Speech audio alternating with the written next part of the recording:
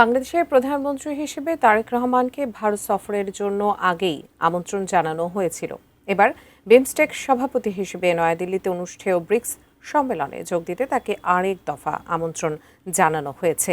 আজ নয়াদিল্লিতে দেশটির পররাষ্ট্র মন্ত্রণালয়ের নিয়মিত ব্রিফিংয়ে মুখপাত্র রণধীর জয়সওয়াল এ কথা জানান।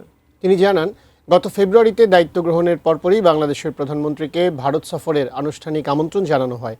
আর ভারত সম্প্রতি পৃথকভাবে আরেকটি আমন্ত্রণ জানিয়েছে।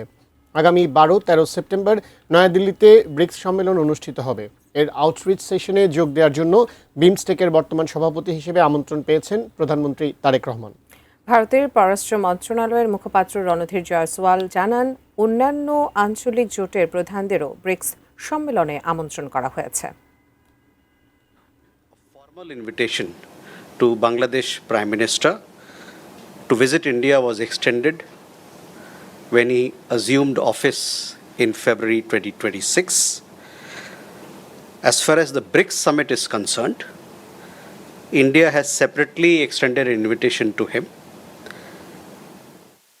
in his capacity as the current chair of BIMSTEC.